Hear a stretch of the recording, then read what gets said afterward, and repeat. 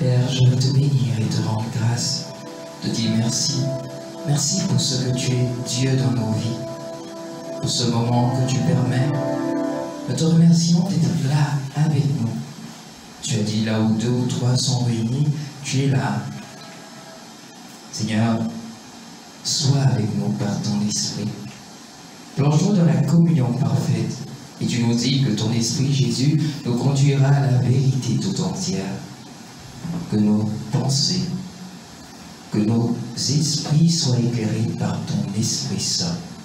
Et que la vérité surabonde en nous et dans ceux qui changent. Nous te le demandons à toi qui es vivant dans tous les temps, dans tous les siècles et dans toutes les histoires. Amen. Amen. Alors encore, je dis bonjour à tout le monde. C'est sûr que le thème, il y a comme Marie-Christelle qui a déjà commencé mon travail en décortiquant les différents thèmes, les différents termes qui sont présentés là. Et c'est bon qu'on puisse donc regarder qu'est-ce que nous dit le thème lui-même. C'est un questionnement qui nous est posé. L'Esprit Saint peut-il concevoir le verbe dans le baptisé? Alors, trois entités, l'Esprit Saint, le verbe, et le baptisé qui sont comme mis en corrélation. Alors, pour qu'on puisse comprendre, je vais essayer de toucher chacune des entités et puis essayer de décortiquer le thème en lui-même. On parle de conception, on parle de verbe, on parle de baptisé. Comment est-ce que ces différents thèmes sont mis en corrélation? Qu'est-ce qu'ils nous disent? D'abord, le baptisé. C'est qui le baptisé? Je vais revenir à l'Esprit Saint, mais je vais d'abord sur le baptisé. Le baptisé, le mot baptisé, baptême, qui vient, c'est l'étymologie grecque baptême, qui traduit l'action de plonger dans l'eau, dans un liquide en général. Mais pour nous, concernant le baptême, le chrétien est plongé dans l'eau, dans la présence. La consigne que Jésus donne, allez baptiser les nations, toutes les nations, dit au nom du Père, du Fils et du Saint-Esprit. Le baptisé, donc, ce serait celui qui est plongé dans la présence du Père, du Fils et de l'Esprit Saint. On se rappelle que Jean-Baptiste, quand il présente Jésus comme celui qui va accomplir le baptême dans 2 dimensions. Il vous baptisera d'eau, d'Esprit Saint et de feu. Donc, il vous plongera dans l'eau, dans l'Esprit Saint et le feu. Celui donc qui est baptisé, c'est celui qui a été plongé dans cette dimension de vie spirituelle qui est celle de l'Esprit Saint. Celui qui désormais est rené. Il est rené d'eau et d'Esprit Saint. Donc une nouvelle dynamique de vie, une nouvelle dynamique existentielle qui fait que cette personne-là a désormais la présence d'une vie autre que celle qu'il avait. Ça va jusque-là? C'est pas trop compliqué, j'espère. J'essaie de ne pas avoir une pensée trop compliquée pour qu'on puisse comprendre. Alors, on a déjà une définition du baptisé. Le baptisé, il est comme incorporé à la personne du Christ, il est comme plongé dans la personne du Père, il est plongé dans la personne de l'Esprit Saint en vue de quelque chose, en vue d'une nouvelle manière d'être, en vue d'un témoignage, en vue de faire exister la vie de Dieu partout où il passe, d'étendre le royaume des cieux. Donc, quand on est baptisé, la première mission qui est la nôtre, c'est de contribuer à l'étendue du royaume des cieux à travers nos actions, nos pensées, nos paroles, nos gestes. L'autre thème, c'est lequel? Il est trop sérieux à côté de moi, je suis stressé là. Le verbe suivant, c'est le verbe. Le verbe, je ne sais pas si vous avez fait attention à l'annonce, hein, on a mis un V majuscule. Okay? Le mot verbe, il y a plusieurs orientations. Il y a le verbe logos, le verbe parler, parole et tout ça. Mais quand on voit déjà comment il est écrit, on a déjà une lumière sur celui dont il s'agit. Parce que je ne peux pas dire sur ce dont il s'agit, c'est sur celui dont il s'agit. Il s'agit donc d'une personne. Il s'agit du Verbe de Dieu. Au chapitre 1 de l'évangile de Jean, on parle de l'incarnation du Verbe, le Verbe qui vient s'incarner dans notre existence, dans notre monde. Et c'est de ce logos initial, ce Verbe de Dieu qui descend, qu'il s'agit de Verbe avec grand V. Donc, du Fils de Dieu qui est venu prendre chair dans notre existence terrestre. L'explication que je donnerai au niveau du Verbe, c'est de retenir que le mode existentiel du Verbe n'était pas le nôtre. Dieu, comme le Verbe, était dans une dimension de vie aspatiale et atemporelle, hors du temps et hors de l'espace. Ça va? Or, aspatial, c'est l'espace, temporel, aspatial et atemporel. Donc, désormais, il vient se faire prisonnier de la condition temporelle et spatiale. C'est de ce Verbe-là qu'il s'agit. Donc, de l'incarnation du Verbe. Je vais revenir sur l'Esprit Saint, on va aller sur le mot conception. Conception, qui vient du mot l'étymologie, c'est conceptio. Donc, pour dire ce qui est capable de contenir et qui fait exister. C'est comme ça que je le définirai. Donc, quand on parle de conception, une mère elle conçoit l'enfant, donc elle a en son sein pour le faire venir à l'existence. Donc, la question, c'est une question d'existence. Est-ce que l'Esprit Saint peut faire venir à l'existence quelque chose ou quelqu'un, ou peu importe. Donc, concevoir, c'est faire venir à l'existence. Mais après une certaine maturation, c'est important de le retenir. C'est pas tout de suite que ça sort, il y a toujours une certaine maturation. Elle peut être courte, elle peut être longue, mais c'est de ne pas oublier qu'il y a un temps de préparation, de maturation avant que la conception puisse se faire. Jusque-là, c'est bon. Me suivez. L'Esprit Saint, c'est le dernier thème qu'on va regarder. L'Esprit Saint, c'est bien sûr, c'est l'une des personnes de la Trinité. C'est, comment je le définirais plus sagement? Il est complexe à définir. C'est cette personne qui vit en nous, en toutes choses, et qui est ce souffle animateur de la vie spirituelle de Dieu, donnée aux humains, donnée à l'humanité. Alors, c'est bien sûr cette troisième personne de la Sainte Trinité, et qui vit dans notre monde, qui vit en nous, qui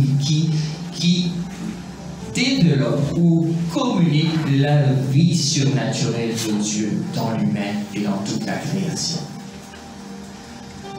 La question qui nous est posée, c'est donc, est-ce que cette troisième personne de la Trinité est capable de concevoir, de faire naître le Verbe en chaque baptisé? Est-ce qu'il a ce pouvoir-là de faire que le Verbe, on sait, c'est le Christ, fait chair. Donc, est-ce qu'il a ce pouvoir de faire naître le Christ en nous, de faire naître Dieu en nous? J'ai parlé d'une mission tout à l'heure. Cette mission, c'est de découvrir c'est quoi la finalité du baptisé. Qu'est-ce qu'il doit être? Je dirais comme ça, à l'image de Saint-Séraphin de Sarov, qui dit le baptisé, en fait, la finalité de la vie chrétienne, c'est l'acquisition du Saint-Esprit. Donc, lui, il positionne la vie finale de chrétien, l'aboutissement final de la vie du croyant, à l'acquisition du Saint-Esprit. Moi, je vais plus loin. Je dis pour moi que le but final de la vie du croyant, c'est d'être élevé à la stature du Christ. C'est-à-dire qu'il devient un autre Christ dans l'humanité. En le voyant, puisque nous sommes des membres de son corps, en voyant chacun de nous, c'est le Christ qui devrait être vu, et c'est le Christ qui devrait être présent et vivant. Cette mission, elle est possible que lorsque justement l'Esprit Saint rentre en action. Parce que c'est sa mission. On va regarder ensemble les dons de l'Esprit. Qu'est-ce qu'il fait? C'est sa responsabilité. Je retiens de l'Esprit Saint qu'il est sanctificateur. Il est sanctificateur, il est consolateur, il est l'enseignant, il est tout ce que vous voulez, mais on retient qu'il est sanctificateur. Alors, quand il vient dans notre vie, il nous sanctifie. Il nous sanctifie. En nous sanctifiant, qu'est-ce qu'il fait en même temps? Il nous élève à la stature de saint, à la stature de celui qui a été le premier saint de tous, donc Jésus. Il fait de nous d'autres saints comme Jésus est saint, comme le Père est saint et comme le Fils est saint. Il nous conduit dans cette dimension de vie de sainteté. Alors c'est cette mission qui est la sienne dans notre quotidien ou dans notre vie de croyant. Alors, quand on dit que est-ce qu'il peut, en réalité, moi je dirais qu'il n'y a même pas de questionnement à ce niveau. C'est sa responsabilité première de nous transformer au quotidien, dans chaque situation de vie, que ce soit une situation difficile, joyeuse, pénible, peu importe la situation, on doit lui donner la place pour qu'il puisse rentrer en action dans une dynamique de nous transformer et de faire de nous des images de celui qui est le Verbe incarné. Sa capacité, elle est illimitée. Son pouvoir est celui de Dieu, donc illimité. La responsabilité du croyant, c'est de s'ouvrir à cette dynamique de vie avec l'Esprit qui va lui permettre de laisser l'Esprit travailler et façonner ce qu'il doit façonner en lui. Notre gros problème aujourd'hui, pour moi, en mon sens, qui reste le plus fondamental, c'est la relation du croyant avec l'Esprit Saint. Comment est-ce qu'il perçoit l'Esprit Saint? A-t-il même conscience de qui est l'Esprit Saint? J'ai défini de manière brève qui il était, mais la plupart des gens se trompent en définissant l'Esprit Saint. Ils le positionnent comme, certains disent, ah, c'est la colombe, c'est le feu. Et déjà, initialement, si tu ne sais même pas qui est l'Esprit Saint, quelle relation peux-tu tisser avec lui? Donc la nécessité de le découvrir dans sa véritable identité est fondamentale. Le feu, la colombe sont des manifestations de l'Esprit Saint. L'Esprit Saint en lui-même est une personne avec laquelle nous devons être capables de tisser une relation. Qui parle de personne parle de relation. Alors pour que la dynamique de l'esprit, une dynamique d'enfantement, pour que l'esprit puisse nous enfanter de nouveau, il y a une nécessité de relation. Il y a une nécessité de relation. Et cette relation, c'est nous qui la déterminons. Dieu, dans sa liberté, dans son amour et dans son désir de respecter notre liberté, nous laisse libres dans la relation avec lui. Mais c'est nous qui créons les conditions d'une véritable relation avec l'Esprit Saint. Je vais prendre 2 secondes pour retrouver un texte.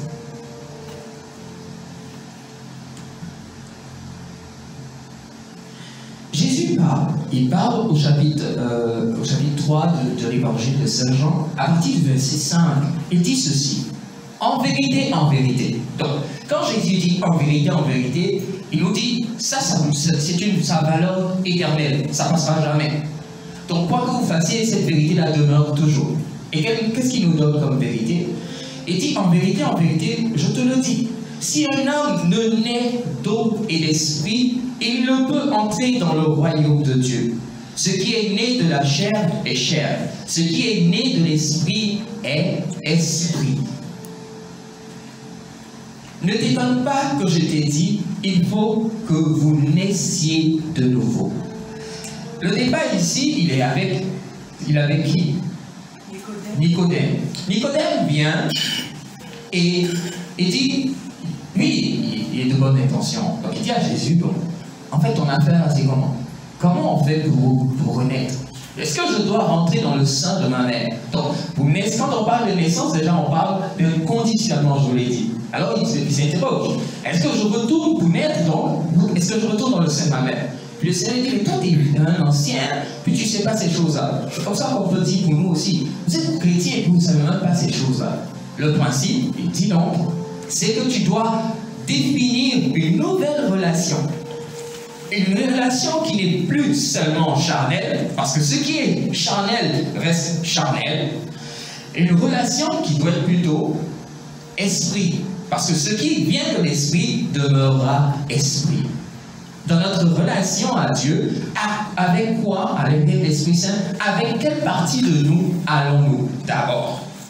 Est-ce seulement la partie charnelle qui fait qu'aujourd'hui, tout le monde veut sentir le souffle de l'esprit et puis tout le monde étend la main en espérant sentir une brise légère et puis on est convaincu d'être présent dans l'esprit? Ou alors, sommes-nous capables d'aller dans une dimension de vie spirituelle qui fait que la partie la plus profonde de nous rentre en communication avec Dieu pour que ce qui doit être suscité par l'esprit le soit pleinement et entièrement?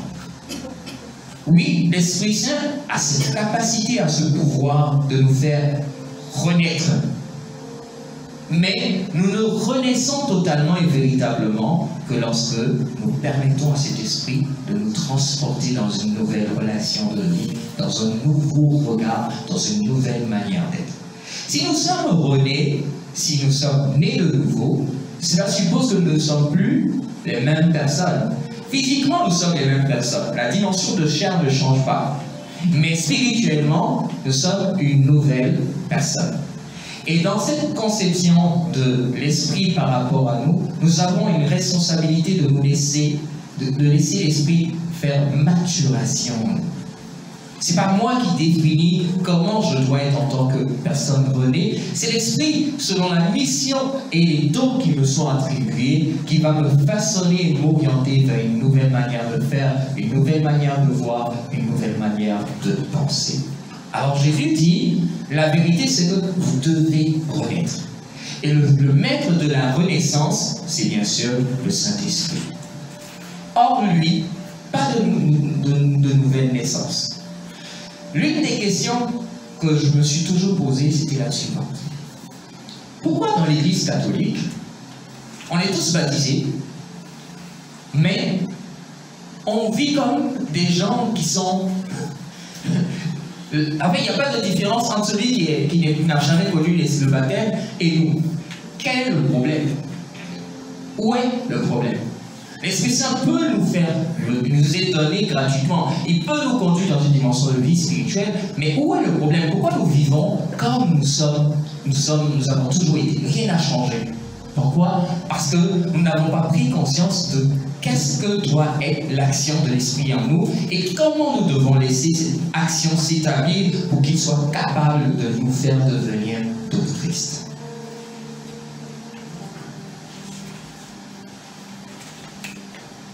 Le baptême est toute une dimension de vie. C'est un acte fondateur, fondamental, qui vient établir une nouvelle manière de faire, une nouvelle manière de vivre. Dans le temps, c'est pour ça qu'on changeait de prénom, par exemple, certains changeaient de prénom, pour dire que je ne suis plus la même personne, mais je suis vraiment une autre personne habitée par Dieu en moi, Dieu qui vit désormais en moi. Dans cette étape de changement d'être, de changement de vie, il faut que je comprenne que je dois être obéissant et même soumis à celui qui est en moi, qui est Dieu et totalement Dieu en moi. Tant que je ne rentre pas dans une dynamique de soumission, l'enfantement restera stérile. L'enfantement ce sera un mort-né qui va jaillir de cet enfantement. Il a le pouvoir. La faiblesse ne vient pas de lui. La faiblesse vient de celui qui devrait le laisser concevoir quelque chose en nous.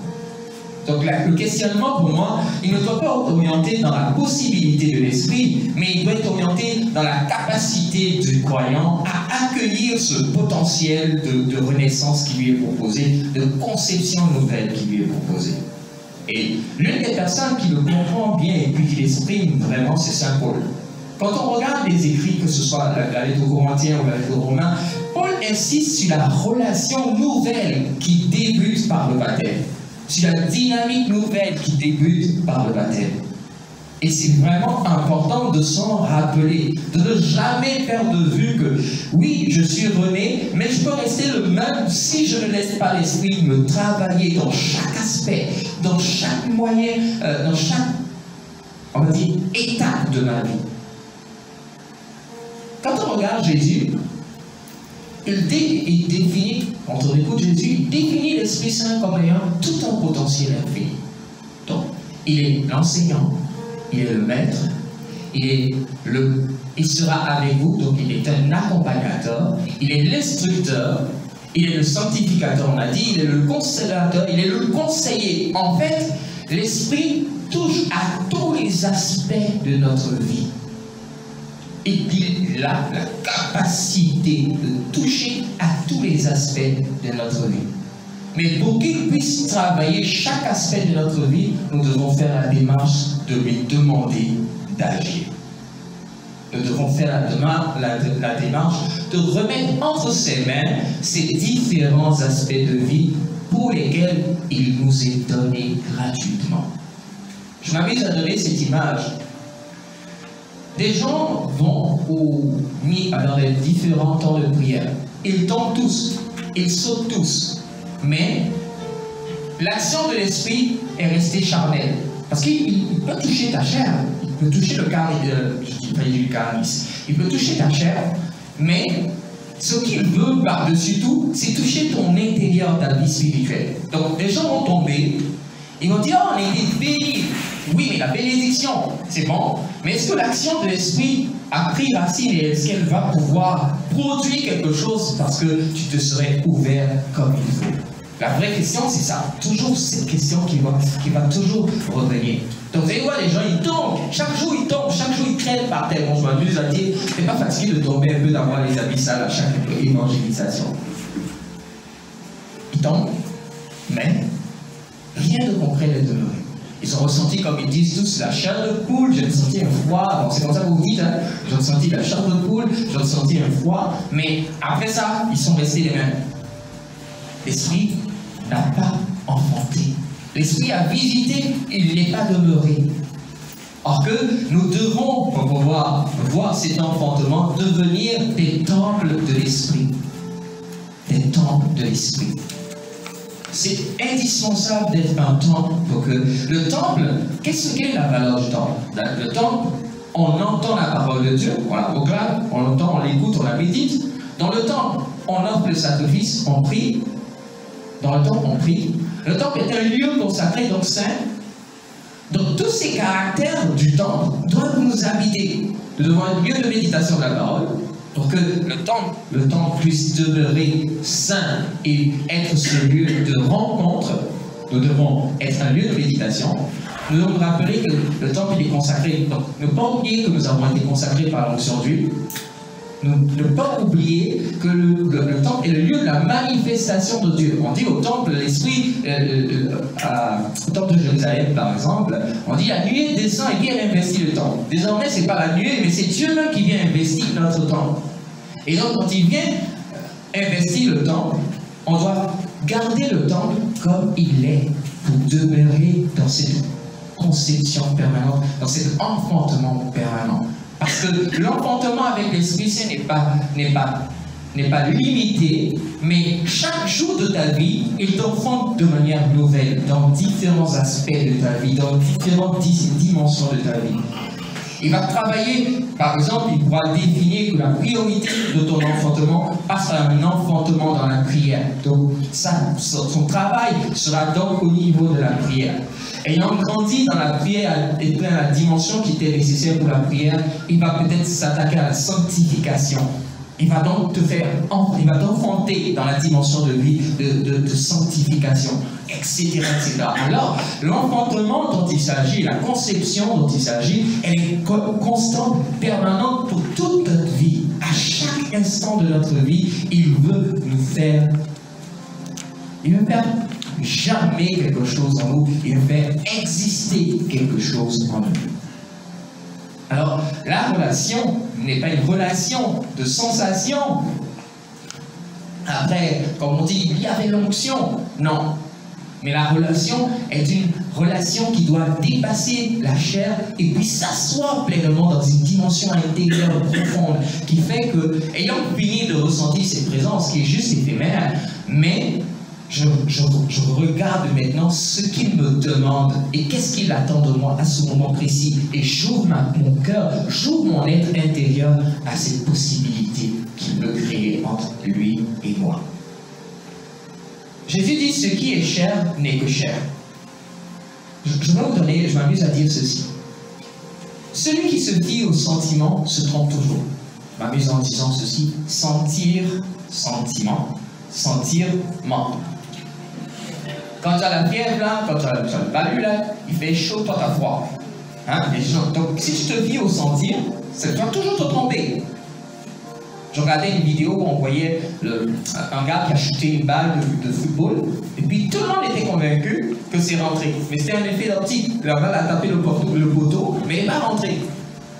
Donc, si tu te fies à la sensation, ce que tu risques de faire, c'est de te tromper sur l'action de l'esprit en toi. Sur ce qu'il est en train de faire en toi, tu peux devenir même un obstacle de cette action de l'Esprit Saint en toi.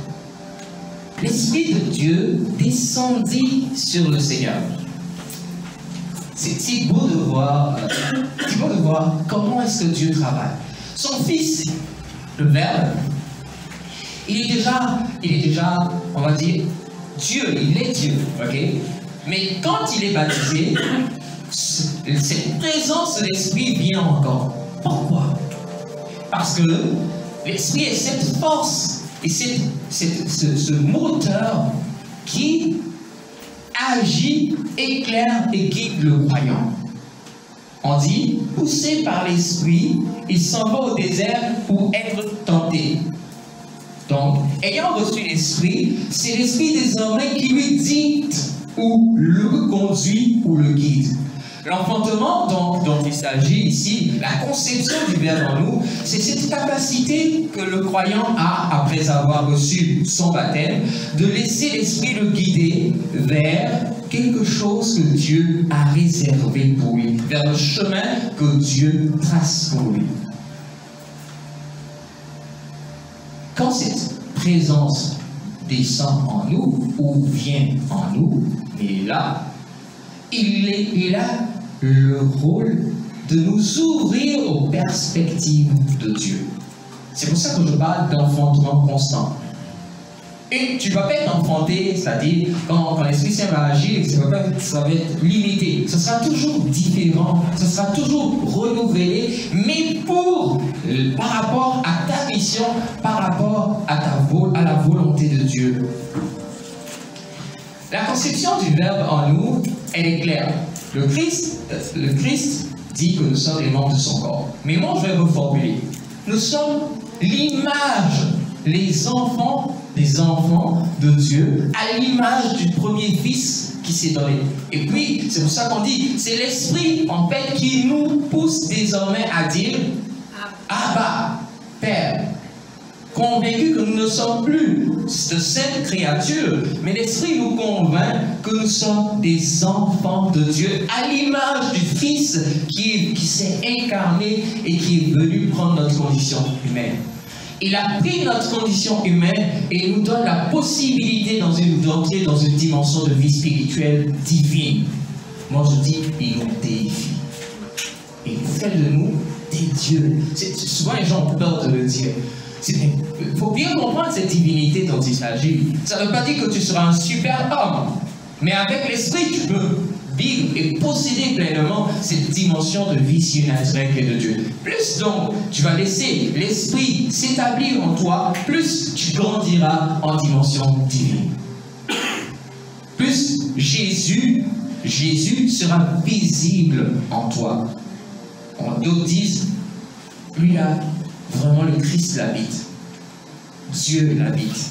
Justement, seul l'Esprit Saint est capable de t'élever dans cette dimension de vie où tu deviens un reflet, un réceptacle, une continuité, une image de qui Jésus a été lui-même. Et c'est vraiment un devoir et une responsabilité. C'est ce que tous nous devrions rechercher. Que le Saint-Esprit nous travaille au point où on voit en nous d'autres Christ. Et sa mission, il vient susciter d'autres enfants. Il me reste 5 minutes. Il vient susciter d'autres enfants à Dieu. Il vient susciter d'autres enfants à Dieu. Il vient te convaincre que tu n'es plus esclave. Tu n'es plus serviteur. Tu n'es plus créature, mais tu es bien plus que cela. Tu es enfant de Dieu. Tu es fils ce qu'il fait, voilà ce qu'il construit constamment dans chacun de nous. Son enfantement, sa conception, c'est orienté vers cette nature spirituelle que Dieu veut conforter et, on va dire, consolider en chacun de nous. Et la beauté de cela, ce sera ma conclusion. Quand l'Esprit vous enfante, vous ne parlez pas, vous devenez parole, vous devenez verbe. Vous n'avez pas besoin de dire, vous ne parlez pas. Ce que vous êtes transparaît par naturellement, parce que Dieu habite en vous. Je m'arrête là. Et puis je vous remercie pour votre attention. Merci Padre. Et je suis content que tu sois là et ça valait le coup. Donc merci frères et sœurs. Alors là, je vais poser, poser une question au Père, juste pour que, comme on a dit, on ne peut pas tout dire dans un thème, je veux dire. Si on va dans les bibliothèques de l'Église, on se rend compte qu'un seul thème peut recouper plusieurs bouquins. Alors je vais poser une question qui peut paraître provocante, mais en fait c'est juste pour qu'on creuse mieux, d'accord? Ok. Ma question est de volets, Padre. Vers la fin, tu as parlé de déification. Vers le milieu, tu as dit que la conception du Verbe en nous, c'est la capacité qu'on a à rester docile à l'esprit au point de parvenir à notre destinée. Je dis ça à ma manière, destinée prophétique, hein, ce que Dieu a voulu pour nous. Ok. Cette conception du Verbe en nous, elle est pour que nous soyons aussi dociles que Jésus, jusqu'à notre sainteté, notre accomplissement parfait, pour qu'on imite bien le Christ,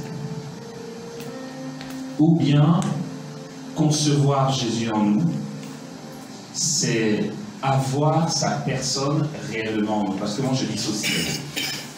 Je peux imiter le Christ et je peux l'avoir lui-même en moi. Parce que quand on dit que Marie a conçu le Verbe, on ne dit pas seulement qu'elle a imité le Verbe, c'est que le Verbe est venu. Okay? Alors, donc le premier volet de ma question, c'est ça.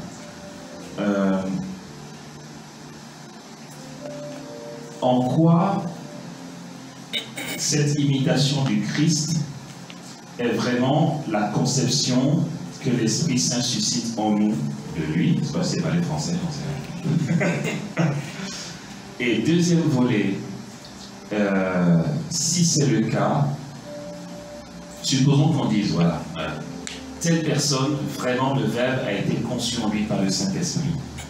Il ressemble à quoi? Il a des ailes, on voit une auréole, il marche différemment des autres, il ne mange plus à loco, il ne mange plus foutou, enfin, quels sont les signes concrets que le Verbe, ou du moins qui nous permettent de dire que le Verbe a été conçu dans une âme? Je ne sais pas si je récapitule, c'était long. C'est bon? Je vais traduire, je vais répondre, j'ai l'habitude de chat toujours. Il y a un mot qui traduit pour moi cette conception-là qui résume ce que c'est le mot communion. Pour moi, la communion est fondamentale. C'est-à-dire que cette unité avec Dieu, ce lien profond où je suis tellement ouvert à Dieu et à son action par l'Esprit que je suis libre, oui, mais je ne suis plus moi-même. Je deviens ce que Dieu veut que je sois. C'est important et je pense que cette action sous-entend en même temps que Oui, j'imite le Seigneur, mais plus que cela, il vit en mon intérieur. Non pas parce que je changeais physiquement, non pas parce que je deviens un super homme, non. Je reste avec mes fragilités, mais que l'Esprit me donne de combattre ou de dominer davantage. Je reste avec mon faciès, ce que je suis physiquement, mais là où l'Esprit travaille, c'est de combattre la chair en moi, de me permettre de briser mes pulsions, de me permettre de dominer mes pulsions. Et là, il ne va pas changer ce que tu es. Tu es, bon, je vais être un peu plus carré. Tu es boiteux, tu restes boiteux. Peut-être, moi, je vois les gens, je vous dis un secret, j'ai mal au dos. Je pose la main si quelqu'un qui a mal au dos, il se sent bien, mais moi, je suis avec mon mal de dos. Donc, c'est pas parce que quand l'Esprit m'habite au moment où je prie pour les malades, c'est pas parce qu'il est là que ça veut dire que pour moi, tout va changer d'un claquement de doigts. Non, je reste ce que je suis. Si Dieu veut, il peut changer, c'est sûr. Mais je ne veux pas devenir un super homme sur la terre. Le côté divin dont je parlais, de cette déification dont je parlais, c'est pour moi, Dieu, c'est l'amour. Dieu, c'est la douceur. Dieu, c'est la patience. Dieu, c'est la générosité. Le caractère de Dieu qui est toujours positif, beau, harmonieux, il vient l'imprégner en nous. Alors c'est en ce moment que, justement, nous sommes déifiés, pas des super hommes, j'insiste dessus, mais les caractères de Dieu grandissent en nous. L'esprit de sagesse grandit en nous, l'esprit de conseil grandit en nous, la compassion grandit en nous. Et vous-même, vous en avez conscience. Vous en avez conscience. Quand vous ne manquez pas d'humilité, vous en avez conscience. Mais quand vous êtes un faux humble, là, vous dites non, non, non. Mais vous en avez conscience. Vous sentez cette transformation intérieure.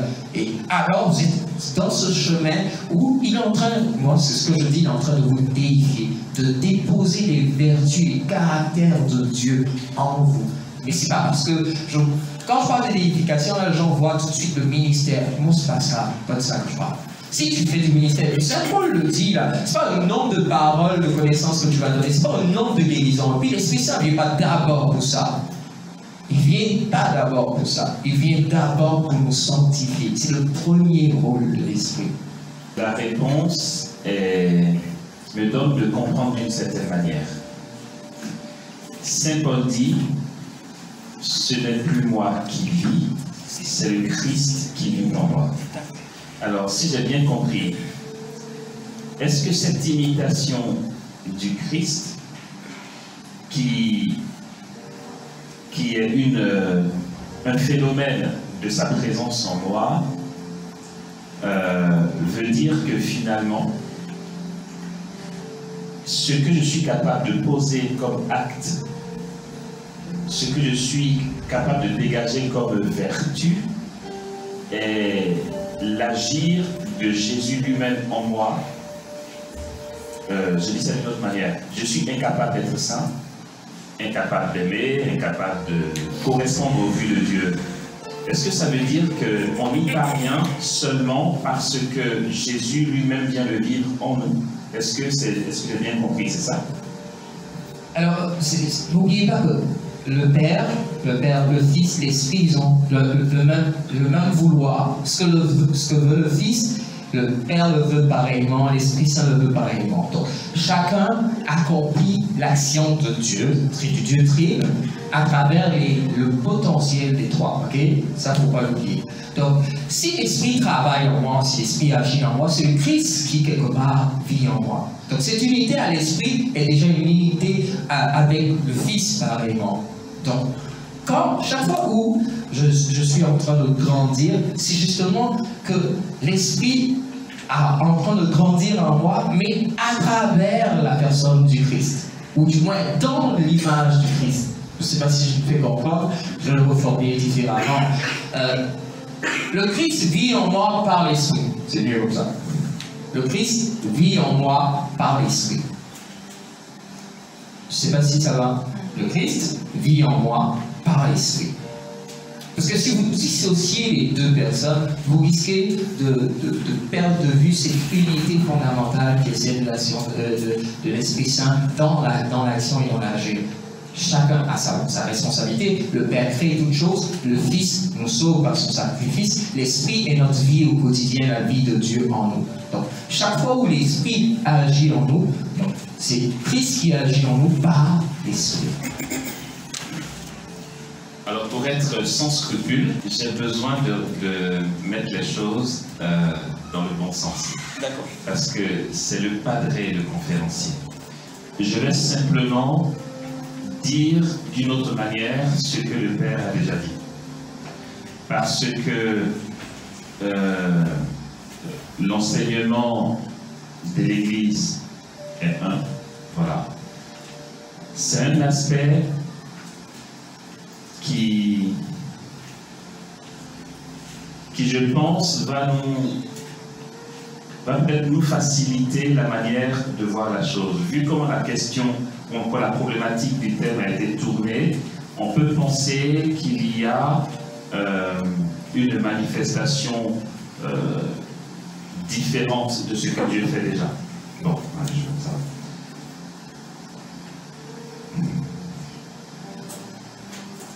En fait, ça m'a plu quand le Père a parlé de déification.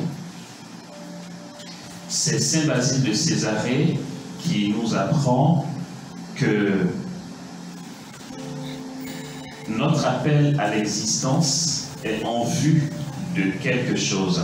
Et ce quelque chose, c'est devenir Dieu. C'est vrai que c'est fort comme expression. Nous sommes appelés à devenir Dieu. Ça ressemblerait à quoi? Quand on voit la masse des chrétiens et les années qui passent, les siècles qui passent, on se dit, bon, soit Dieu n'est pas assez puissant, soit ça ne s'est pas encore vu, cette déification, parce qu'on est toujours dans nos pratiques chrétiennes. On se dit, bon, ça ressemblerait à quoi? Il y a un chemin qui nous permet de mieux comprendre en quoi le Verbe est conçu en nous. Il y a le Père Luis Matos qui dit quelque chose de provoquant, mais qui va vous aider à comprendre. Il dit que le chrétien n'est pas d'abord disciple du Christ. Un chrétien en bonne et due forme n'est pas d'abord disciple du Christ. Quelqu'un lui a dit, c'est un petit Christ.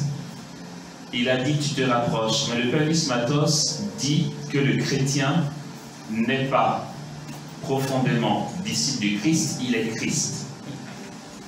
Ça veut dire que être disciple du Christ, bien sûr qu'on entend tout le parcours et tout le cheminement que fait le chrétien pour grandir en Dieu. Mais un chrétien accompli dans ce que Dieu veut pour lui, il est Christ. Donc il n'y a pas le chrétien à côté et Christ à part, c'est un mystère. Donc la naissance du Verbe dans le chrétien va être ordonnée au fait que l'Église est mystiquement corps du Christ. Et comme dit Saint Paul, chacun est membre pour sa part. Supposons que je sois le petit doigt du corps. C'est un membre du corps. Le petit doigt n'est pas dissocié du corps. Le doigt du Christ n'est pas différent du Christ. Le doigt du Christ, c'est le Christ. Okay? Son nez, c'est lui. Son orteil, c'est lui. Donc si je suis le doigt du Christ, je suis le Christ. Mystiquement, l'Église est corps du Christ.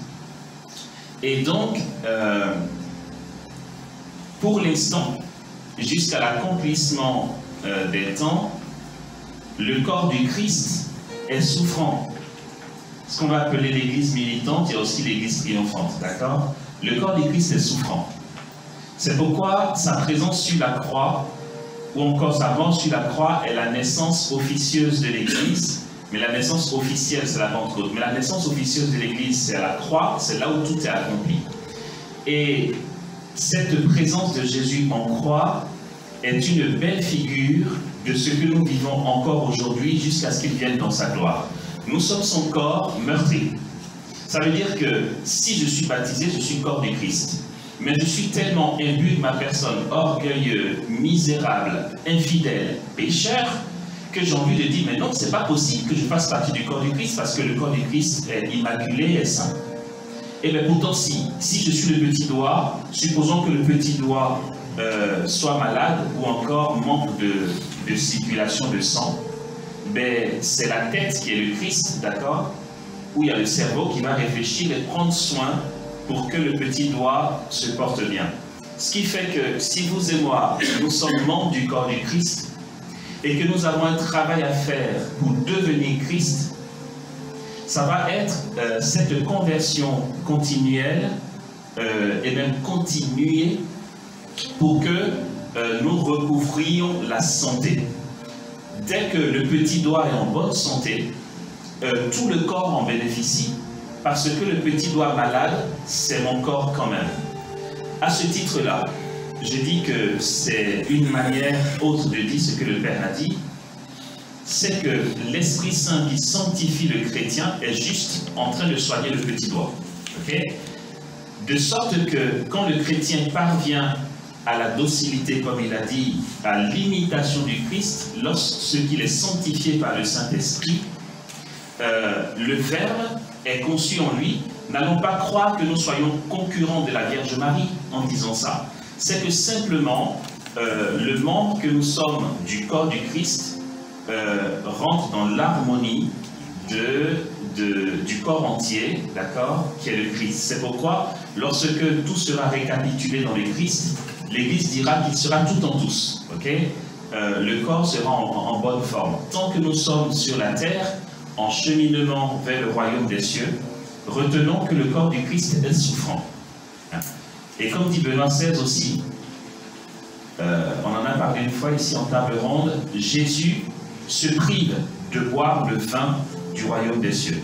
Vous aimez bien ce développement du pape Benoît XVI, puisque à la Sainte Seine, il dit à ses disciples, je ne boirai plus du vin de la vigne jusqu'à ce que je le boive nouveau dans le paradis avec vous.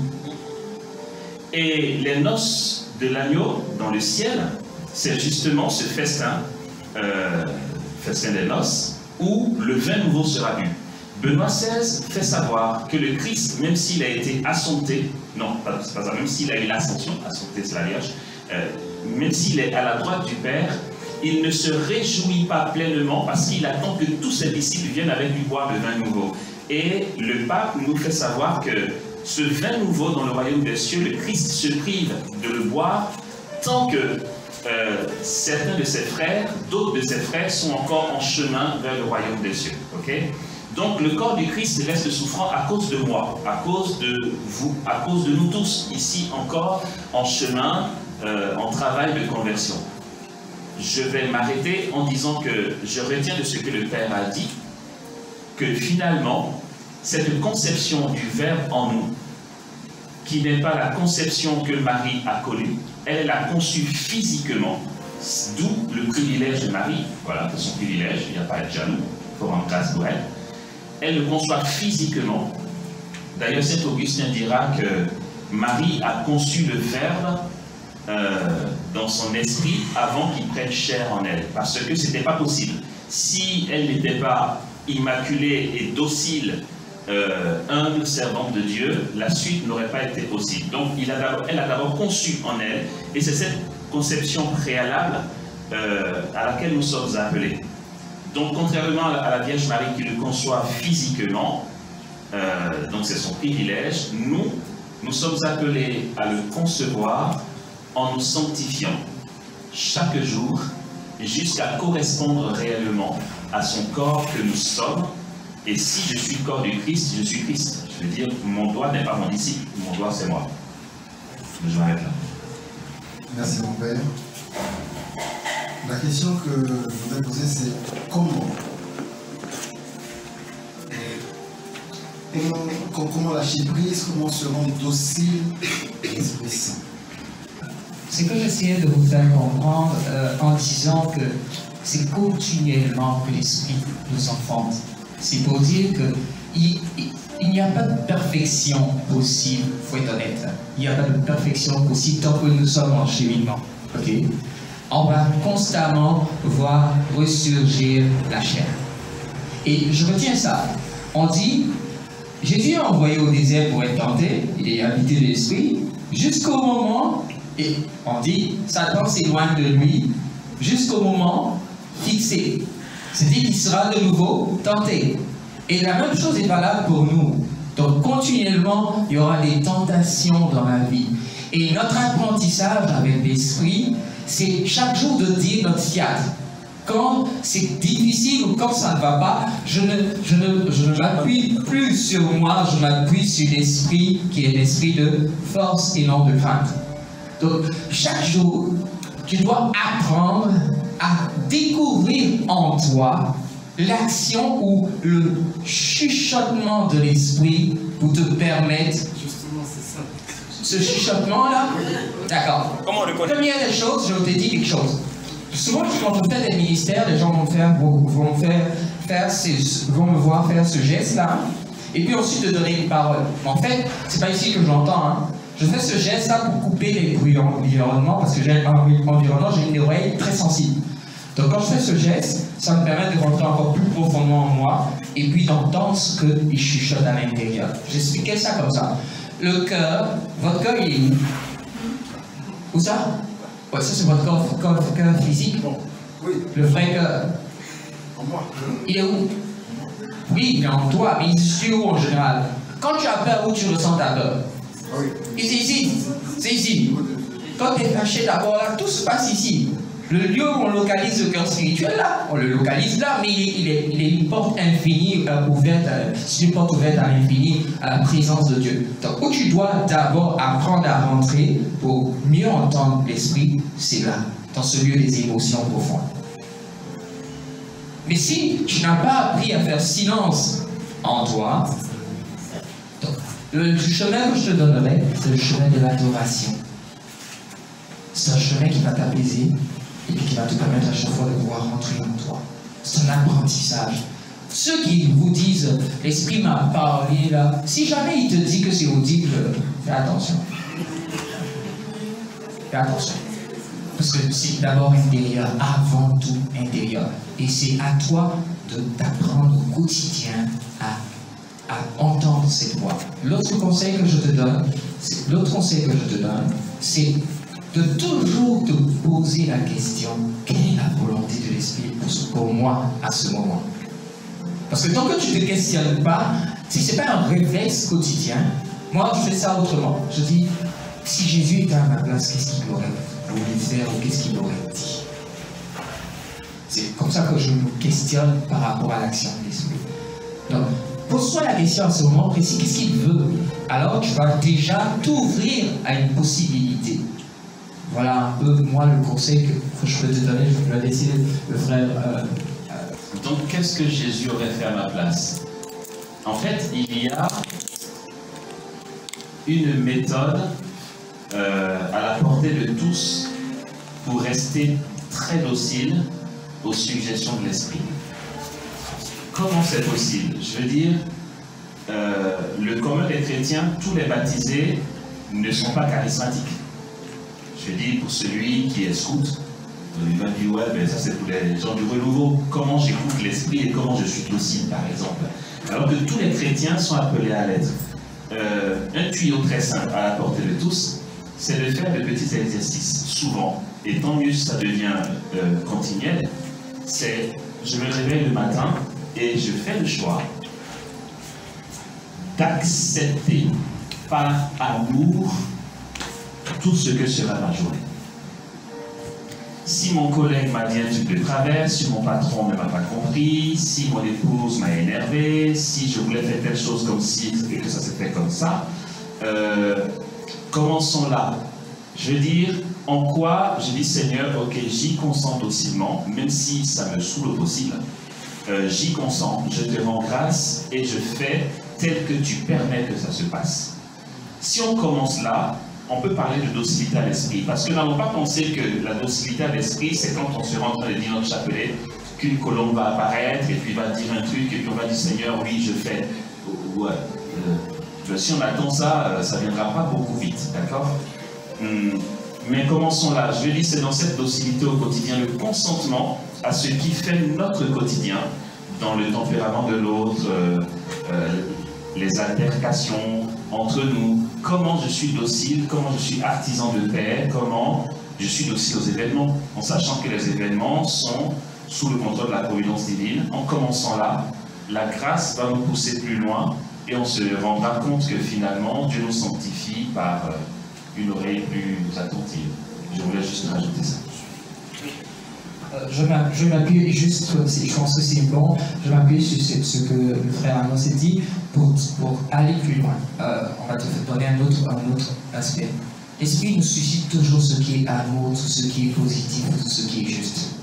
Donc ton défi, c'est comme il dit là, d'accepter ce côté-là. Souvent on dit, je ne sais pas ce que Dieu veut, mais on sait tous. Quand ton ami t'a insulté, on sait tous ce que Dieu veut à ce moment précis là. Donc c'est trop facile de dire, si tu dis que tu n'as pas la force d'y arriver, c'est autre chose. Mais on sait tous, dans chaque situation, on sait tous ce que Dieu attend de nous. Maintenant, si tu dis je n'ai pas la force d'y arriver, c'est là où tu demandes le secours de l'Esprit Saint qui vienne te galvaniser ou te motiver. Parce que souvent c'est une fausse excuse qu'on se donne là. Je ne sais pas trop ce que l'Esprit veut. On sait tous qu'il va vouloir ce qui est amour, il va vouloir ce qui est bonté, il va vouloir ce qui est générosité, on le sait tous. Mon père disait tout à l'heure qu'on ne change pas. Qu'on ne change pas, on demeure, enfin, je crois que c'est ce que j'ai pu comprendre. On ne change pas véritablement physiquement, mais l'action de l'Esprit Saint reste intérieure. Qu'est-ce qui se passe alors quand, à un moment donné, on commence à sentir comme des transformations? On commence à sentir que des choses différentes, des habitudes différentes qu'on commence à prendre. Et ça devient comme une sorte de petite lutte. On est soi-même étonné de ce qu'on devient, qu'on est en train de devenir. Et on change radicalement souvent certaines choses. Et en face, on a les autres qui trouvent qu'on exagère. Ou bien qu'on devient prétentieux. Il y a un ami qui me disait, mais qu'est-ce que tu veux dire? Tu ne peux pas t'asseoir là avec nous prendre du vin, quoi. Mais tu ne peux plus sortir comme ça. Je dis, mais ça ne dépend pas de moi. Donc je ne comprends pas. Je ne sais pas, c'est comme si ça ne dépend pas de toi. Peut-être par rapport à la définition, on va dire, de chacun au préalable. Mais qui n'arrive plus à faire des choses comme d'habitude. Ça devient comme des limites naturelles qui s'imposent. La transformation, je l'ai définie à deux niveaux. Peut-être que je ne me suis pas bien fait comprendre. Je vous ai dit que l'action de l'esprit est physiquement là, tu vas changer. Mais tu vas changer intérieurement dans ta manière de penser, dans ta manière de voir. C'est pour ça que le premier, on dit, adopter la mentalité du royaume, ok? Donc, cette nouvelle manière de percevoir les choses, cette nouvelle manière de réagir devant les situations, Dieu te transforme. Maintenant, devant les autres, c'est à toi d'assumer ce que tu vis à l'intérieur, tout en n'étant pas, au Canada on dit flyer dans les airs. Parce que souvent les gens, dans l'action de l'esprit, ils font du zèle, ok? Ils deviennent des surhommes. Puis j'ai dit, on n'est pas des surhommes. C'est à toi d'être docile au point de dire, ok, moi je bois du vin, j'aime du vin. Bon, c'est dans j'aime plus le champagne, donc je bois. Mais je ne vais pas boire plus qu'il ne faut. Donc je reste moi, mais tout en laissant l'esprit travailler les aspects de vie. Actuellement, il travaille un aspect de ma vie, c'est de ne jamais juger. Voilà l'aspect de ma vie, c'est-à-dire, même pas laisser une pensée venir qui va condamner quelqu'un. Tout ce qu'il est en train de travailler en moi, c'est vraiment de la compassion.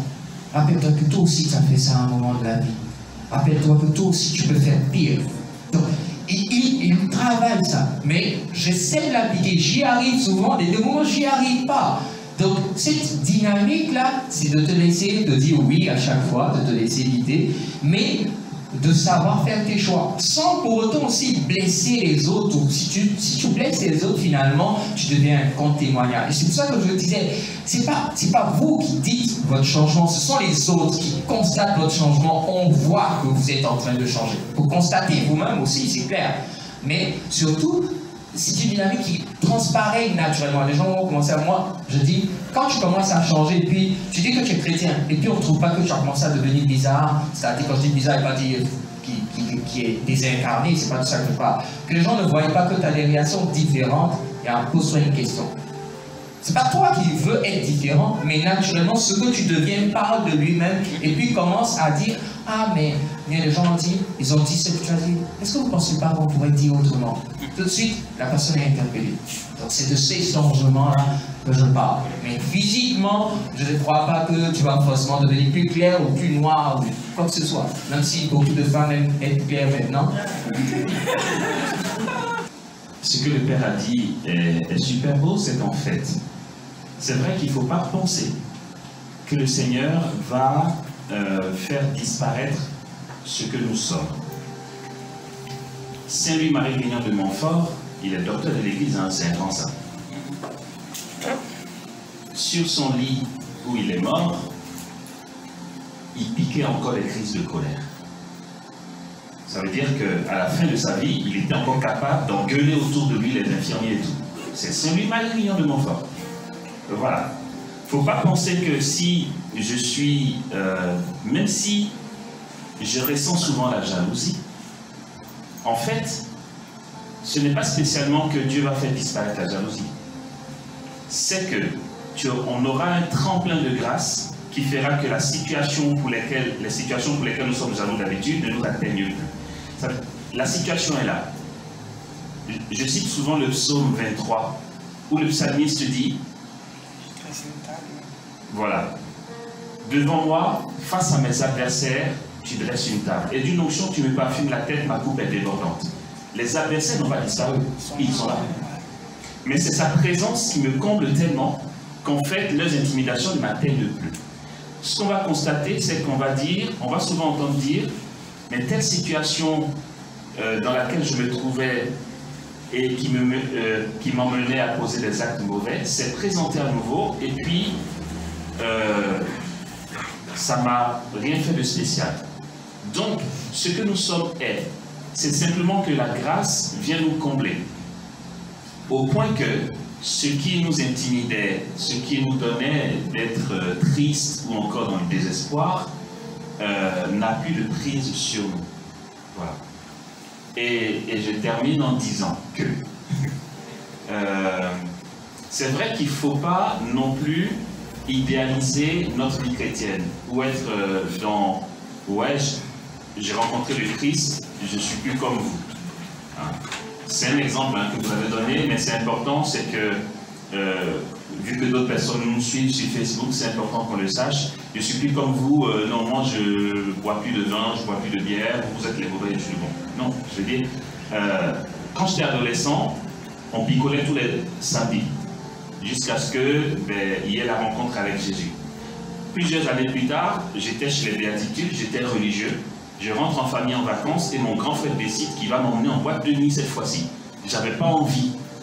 C'est pas que je suis mieux que ceux qui vont en boîte de nuit, c'est que le parcours d'années que j'ai eu a fait que j'avais pas spécialement envie d'aller en boîte de nuit. Tu me mets un super film d'action, je suis content, je suis détendu. Mais aller en boîte de nuit, quoi? Enfin, non, j'avais pas envie.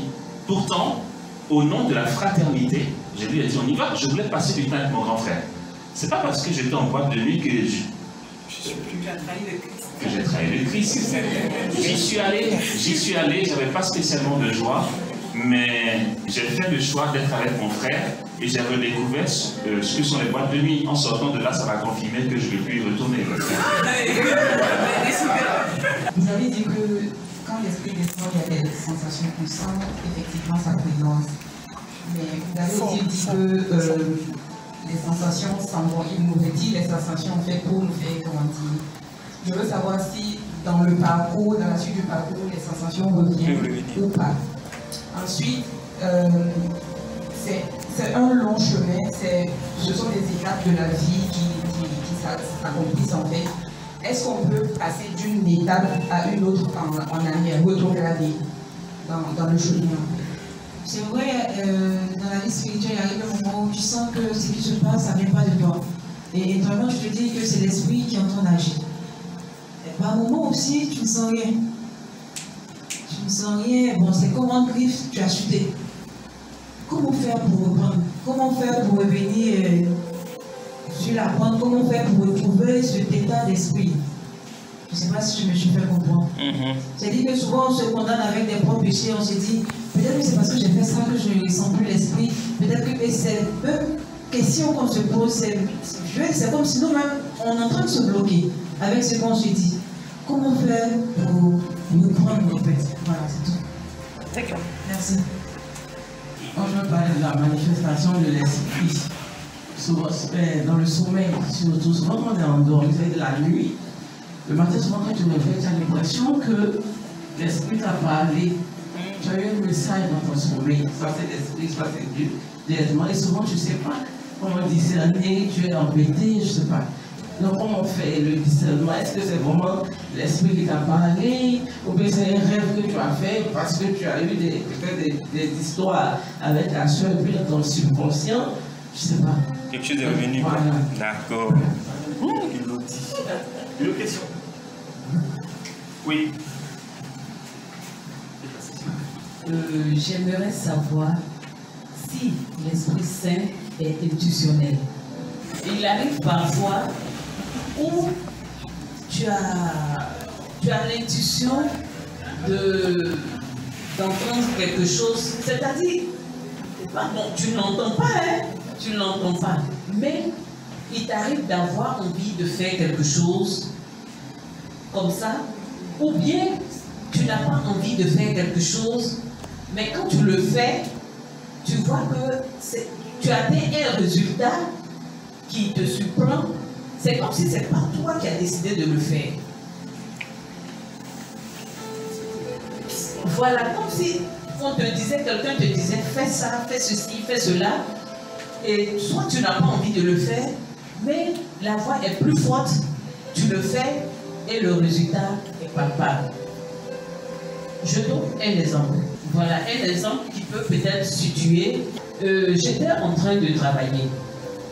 J'avais mis dans un bol vraiment des étiquettes que si l'eau touche, ça va s'abîmer. Et j'ai oublié que j'ai mis les étiquettes dedans. Donc j'ai mis d'autres choses sur les étiquettes que je devais mouiller. Mais au moment où je voulais renverser l'eau, c'est comme si quelqu'un a tapé le bol de ma main, tout s'est renversé. Et j'étais très énervée, j'ai dit, mais dis donc, à quel moment je vais ramasser tout ça? Pendant que je ramasse, je vois que les étiquettes étaient parmi tout ce que je devais mouiller. J'ai dit, mais tiens, j'allais gâter toutes les étiquettes. Qu'est-ce qui s'est passé? Et souvent, ces genres de situations m'arrivent. Donc, j'aimerais savoir si l'Esprit Saint peut agir aussi en ce sens. J'ai essayé un test. Au cours de la messe, le Père parlait de l'Esprit Saint. Il a dit expérimentez le Saint-Esprit. Faites de l'Esprit Saint un compagnon au quotidien. Et vous verrez comment il va. Et depuis un certain temps, c'est ce que je fais tous les matins avant de sortir de la maison. Tous les matins avant de sortir de la maison, j'ai dit au Saint-Esprit, le jour est venu d'aller travailler. Donc, on s'en va. Et quand j'arrive au service, je lui demande d'être le maître de ma journée. D'être le maître de tout ce qui va se passer au cours de la journée. Et il se passe vraiment beaucoup de choses. Et donc, moi, je commence à voir, je me pose la question, si c'est réellement le Saint-Esprit qui agit comme ça, puisque je n'entends rien, je n'entends rien, on ne me parle pas, on ne me dit rien, mais les actes que je pose démontrent que ce ne sont pas des actes volontaires. La première des choses que je dirais, que vous ne devez pas oublier, ok? L'action de l'esprit, elle peut être commune, mais chacun de nous a une histoire avec l'esprit. Les dons des uns et des autres ne sont pas toujours les mêmes. Donc apprendre d'abord à découvrir qui on est et comment l'esprit veut cheminer avec nous. Si vous ne découvrez pas ça, vous allez prendre des choses qui ne vous concernent pas et puis vouloir les appliquer à vous. Donc déjà, c'est de découvrir qu'est-ce que moi, Dieu attend de moi. Est-ce que je suis prédicateur? Aujourd'hui, j'ai profité pour dire une vérité. Tout le monde est devenu prédicateur sur Internet. Arrêtez de faire vos vidéos. Il y a des gens déjà qui font des vidéos. Donc c'est un exemple en fait. On va prendre des choses qui sont aux autres et puis on se les approprie, mais ça ne correspond pas à ce que nous sommes. D'accord? Donc d'abord, redécouvrez qui vous êtes et quelle relation l'Esprit attend de vous. Moi, je vous donne un exemple. Quand je suis en ministère, comment je fais pour savoir? Il y a 3 manières qu'il y a quelque chose qui se passe. Tout d'un coup, je peux avoir mal au dos. Mais un mal de dos terrible. Puis je sais que c'est pas moi, mon dos, qui a ce problème. Et puis je ressens vraiment, mais je ressens clairement c'est quoi l'affaire. C'est comme si on me décrivait, voilà comment la personne vit la douleur au quotidien. Tout de suite, je sais qu'une personne a ce problème-là et Dieu veut faire quelque chose. Donc, ça, c'est ma manière à moi. Apprenez d'abord à avoir votre relation personnelle avec l'Esprit. Nos anciens, qui sont les saints, qui sont des modèles. À travers l'Église, on dit, tel a vécu telle histoire. Son modèle te sert comme référence, mais tu n'es pas cette personne. Donc, apprenez d'abord à découvrir. L'autre chose, on vous invite, ça c'est une invitation personnelle, à quitter l'émotion pour aller en eau profonde. Parce que quand vous voulez forcément ressentir quelque chose, vous pouvez finir par vous imaginer des choses. Et ça, c'est catastrophique. Pourquoi on veut toujours qu'il y ait une révélation? Pourquoi on veut toujours qu'il y ait un message? Pourquoi est-ce que Dieu ne vous parlerait pas à travers les événements les plus simples? Apprenons donc à redécouvrir cette simplicité de l'esprit et non forcément. Okay. Si je veux redécouvrir la simplicité de l'esprit, d'abord dans le choix, n'oubliez pas quelle est sa manière de fonctionner. Il ne choisit que le bien, le positif et l'amour. Donc une fois que ces choses sont claires en vous et que vous aussi vous avez choisi ça, vous n'avez même plus besoin de discerner. Vous faites. Je ne sais pas si vous percevez, c'est important, c'est le meilleur moyen d'éviter de vouloir forcément avoir des messages avant d'agir. T'es chrétienne, wow, qu'est-ce que t'attends? Qu'on te dise d'aimer ton prochain, t'es sérieuse là? En fait c'est ça, si vous appliquez ça, il n'y a plus de nécessité de discerner la voix de l'esprit ou d'entendre une voix de l'esprit. Vous vivez du souffle de l'esprit. Mais tant que ça c'est pas établi, quand tu vas dormir, tu vas vouloir forcément quelque chose. Peut-être que Dieu n'a pas besoin, admettons, que oui, il va te dire d'aller te réconcilier avec ton ami. Mais si tu comprends qu'en tant que chrétien, tu ne dois même pas avoir de rancune, il n'a pas besoin de dire quoi que ce soit. Tout avance naturellement. Donc le choix pour correspondre à l'esprit, l'huile et l'eau, ça ne se mélange pas. Donc pour qu'ils puissent venir fusionner, je parlais de communion, pour qu'ils puissent qu'ils viennent être un avec toi, il faut que tu puisses correspondre. Donc le choix fondamental du choix des enfants de Dieu, fais ces choix-là d'abord. Le choix de l'amour, le choix de Dieu par-dessus tout. Donc tant que ces choix ne sont pas faits, vous allez rester en train de stagner avec des sensations. Oui, que tu aies une sensation ou pas, l'esprit est-il toujours là ou pas? C'est ça, chaque fois que tu rentres dans la présence de Dieu, est-il là ou pas? Il est toujours là. Donc ne lie pas sa présence à ce que tu ressens physiquement ou à une émotion, mais rappelle-toi qu'il est toujours là. Et donc peu importe comment il veut te parler, c'est juste d'abord l'amour qui doit grandir en toi. Et moi je veux te donner un exemple. Les gens disent, comment tu arrives à rester à genoux pendant 1h30 d'adoration? En fait, quand je rentre dans la communion, mon corps s'efface. Quand l'amour me submerge, ma soif de Dieu me submerge, plus rien n'existe sinon lui seul. Il y a quelque chose qui me nourrit. Je ne sais pas comment te dire. On parle de paix, on parle de joie, mais c'est bien plus que cela. C'est quelque chose d'extraordinaire qui me nourrit au point où mon corps n'existe plus. Mais quand je me lève de là, je parle au genou après. Mais au moment précis de la communion, rien n'existe que du positif en moi, que de l'amour en moi. Et c'est ça qu'on doit apprendre. Et c'est ça qu'on dit, des exercices qui permettent à laisser Dieu grandir en nous. L'adoration, la méditation, la parole de Dieu. Puis je vous ai donné ça en simulant. Je vous ai donné l'exemple du temple. Je vous ai dit, dans le temple, on prie, on écoute la parole. En fait, je vous donnais les éléments qui vous permettent d'être dans la communion, de devenir de vrais temples de l'esprit. Alors, c'est une prière. Arrêtez de vouloir avoir des paroles de connaissance, des paroles prophétiques. Si Dieu n'a pas dit quelque chose là, laisse-le faire. Seigneur, aujourd'hui, je ne sais pas mon choix. Je vous donne l'exemple d'une de mes filles spirituelles. Elle vient me voir et puis elle me dit, mon père, dis-moi, si cet homme-là, c'est le mien ou pas. Je dis, ma soeur, moi je ne sais pas. Je ne sais pas. Tu veux que je te dise quoi? Mais je peux te dire une chose.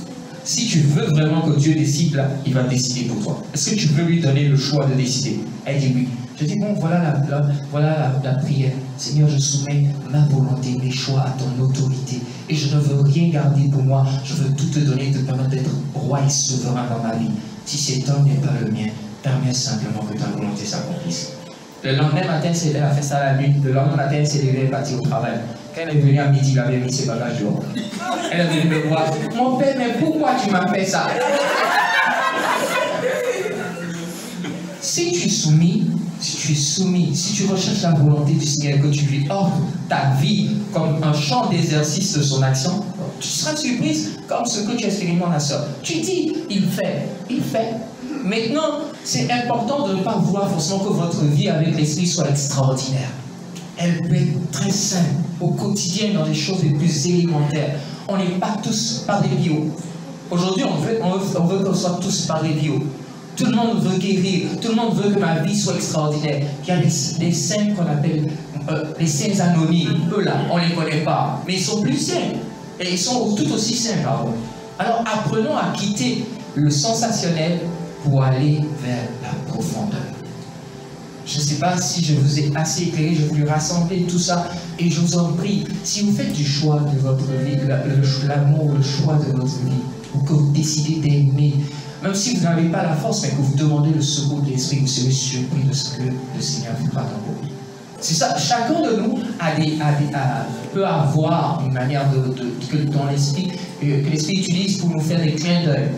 Parce qu'il voit peut-être qu'on se trompe. Et c'est à vous tu peux remarquer, par exemple, je te donne ton exemple, tu peux remarquer, à chaque fois que je suis en train de me tromper, il y a un événement qui arrive. Alors je sais que là, c'est lui qui est en train de me parler. Et c'est donc dans l'habitude que tu vas découvrir comment est-ce que l'Esprit Saint te parle à toi. Et donc, c'est un dialogue. Moi, je veux t'inviter à faire plus. Je disais, il est conseiller. Il est le maître. Il est le guide. Il est le consolateur, il est la force, ok? Chaque moment de ta vie, donc, il devrait être présent. Pas seulement le matin quand tu sors, mais à chaque moment de ta vie, il doit être présent. Tu dois vivre de l'Esprit. Tu dois vivre de l'Esprit. Et c'est un réflexe. Donc chaque fois que tu diras, mais Seigneur l'Esprit Saint, moi je dis toujours ça, le Seigneur l'Esprit Saint fait quelque chose. Parce que là, le côté charnel est en train de prendre le dessus. Puis il y a tout de suite une paix qui va venir s'installer. Quelque chose de particulier qui s'installe et qui me ramène à moi tranquillement. Alors apprenons, c'est une relation à tisser. La source ou la vérité de l'Esprit, c'est une relation. Laisse-le te faire découvrir qui il est. Et tout ça, c'est lié aussi à ton appel, à qui tu es. Tout le monde ne peut pas avoir des visions. On dit certains vont avoir des visions. Donc, pas tout le monde veut voir. C'est ça, au départ, les signes, ce que moi j'appelle les petits clins d'œil de l'esprit, peuvent paraître vraiment intuitionnels. C'est comme des choses qui viennent naturellement, mais sans qu'on les maîtrise, ok? Il nous donne des clins d'œil, il est en train de nous faire signe. Mais sinon, dans la relation, avec le temps qu'on apprend, dès qu'on n'a plus besoin, que ça devient naturel, ça devient même plus qu'intuitif, ça devient normal. Ça devient normal. Moi, je donne un exemple. Chaque fois où je vais arriver en présence d'une personne, tout de suite, ce qui m'habite, c'est prends-la comme elle est. Tout de suite.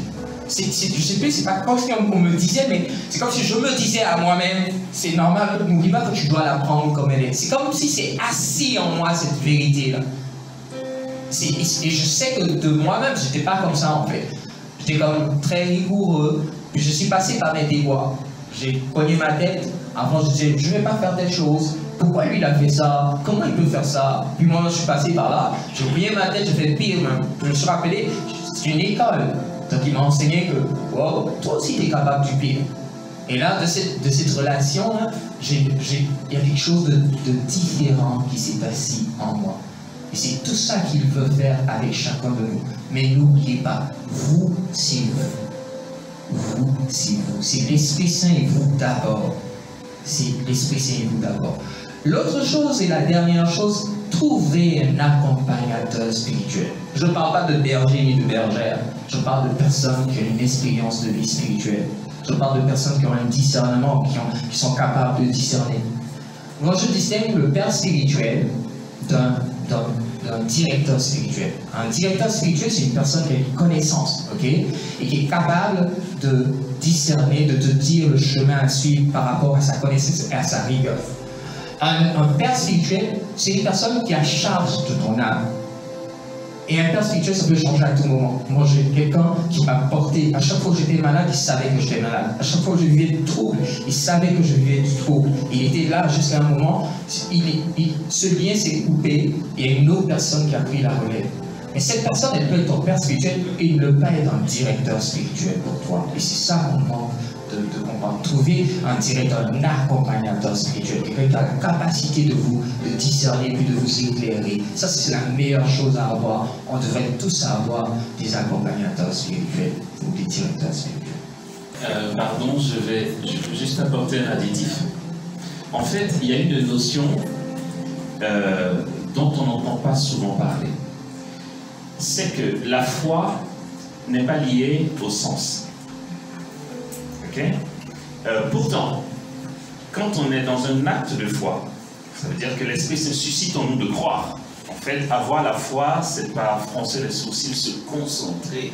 Non, c'est pas ça. C'est que l'âme bénéficie d'un agir de Dieu. Tu es dans l'évidence qu'il va faire. Et puis il fait. Bon.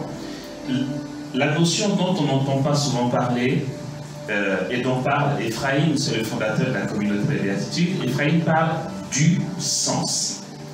Quand il parle du sens, c'est que si on a fait attention, le Père n'arrête pas de nous dire qu'il faut sortir du ressenti, d'accord? Le sentiment, le jeu de mots, c'est pas. Sauf que il a donné son témoignage. Le fait d'être capable de rester à genoux 1h30 à adorer, on lui dit comment tu fais ça? Il dit qu'il est tellement pris dans la présence de Dieu que son corps laisse place à ce qu'il goûte de Dieu. Mais ce goût-là, c'est quoi? Il ressent quelque chose. Pourtant, ce n'est pas lié au sensationnel. Ça veut dire que ce qu'Ephraim va appeler le sens, c'est profondément dans notre être la présence de Dieu.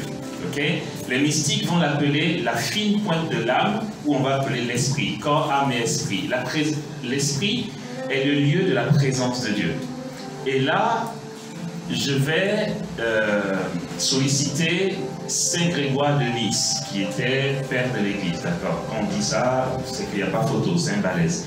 Grégoire de Nice dira que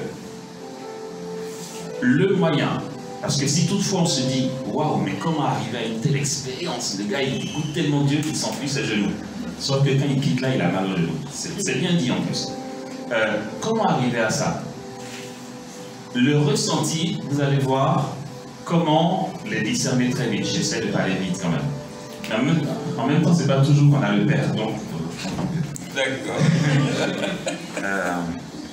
Regardez. Le ressenti, le sentiment va nous servir dans un temps de prière, des moments où ça fait guili-guili. On a des frissons, je me sens bien. Oui, mais vous savez quoi? Dieu permet ça, hein, ces moments-là. Mais il ne faut pas rester là-dessus. Pourquoi? C'est que tout ce qui ne vient pas diminuer notre ego est capable d'enfler notre orgueil. Je redis ça. Tout ce qui nous flatte, ah, je me sens bien. On n'est pas chrétien pour se sentir bien. On ne prie même pas pour se sentir bien. On prie parce qu'on aime. Et aimer, c'est pas d'abord un sentiment d'amour. Aimer, c'est des actes d'amour. Enfin bref. Donc, je me sens bien, ah, la prière était bien, je me suis senti bien. Sauf que là, tu t'es senti bien. La fois où tu ne te sentiras pas bien, toute la fraternité où tu as prié ou la communauté, tout le monde va devenir des démons. J'ai voulu aller prier là parce que j'ai été à un temps de prière où je me suis senti bien, j'ai eu des frissons. Je veux rentrer dans cette fraternité, prier avec eux. Sauf que quand tu rentres, tu es confronté au tempérament de chacun, aux frustrations, et là tu dis non, Dieu n'est plus là-bas. Voici en quoi le sentiment nous ment, d'accord? C'est que tout ce qui flatte notre ressenti n'est pas fait pour y demeurer. La foi va naître comment? L'une des voies pour parvenir à une expérience telle que celle du Père, ça va être ce que dit Grégoire de Nice.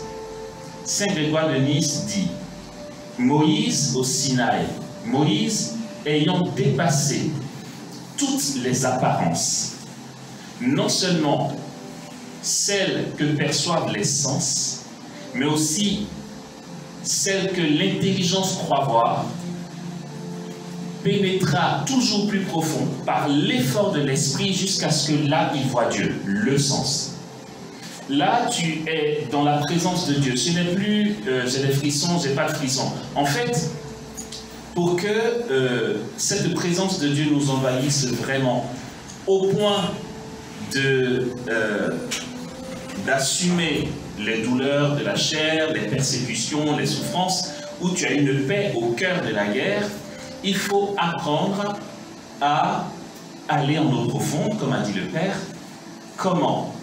La demeure en Dieu, par une prière incessante, un cœur à cœur avec Dieu, jusqu'à ce que nous dépassions l'apparence des choses. En ce moment où je vous parle, il y a une douzaine de personnes à Bingerville, enfin après Bingerville, à la Sablière, parce que l'équipe d'école de prière, c'est pas une pub, c'est un témoignage. Les équipes d'école de prière ont une nouvelle activité dans leur apostolat qu'on appelle le parcours Je veux voir Dieu. C'est des personnes volontaires qui s'engagent à vivre deux week-ends de retraite par mois sur 6 mois. 48 heures, dont 30 heures d'adoration. 2 fois par mois sur 6 mois. On a pensé que personne ne se proposerait, mais on a du monde. Et en ce moment, ça a lieu à la Sablière. Il s'agit de rester 30 heures devant le Saint-Sacrement. Ce n'est pas des super moines qui sont venus, hein, c'est des gens comme vous et moi. Ils sont venus pour un challenge. Ils veulent voir Dieu, ils prennent les moyens. Et puis, ils ont un groupe WhatsApp où le témoignage est beau. C'est qu'au départ, je suis fatigué, je suis impatient. Mais qu'est-ce que je fais là? Jésus ne bouge jamais, l'hostie ne bouge pas. Et puis, comme... Ah oui, l'hostie ne bouge jamais, ça. Vas-y, bouge un peu que ça donne envie. Mais voilà, en fait, comme ils se sont engagés à faire 30 heures d'adoration, je t'assure, après la 3e heure, simplement, tu commences à dire, je regrette de m'être inscrit. Parce que franchement, qu'est-ce que je fais là? Mais ils sont dépassés par les événements parce qu'au-delà de ce qu'ils peuvent ressentir, quand ils rentrent chez eux à la maison, c'est le cours des événements qui est en train de changer à la gloire de Dieu, en fait. Des choses qu'ils ne maîtrisent pas parce que c'est comme si le ciel se mettait en mouvement.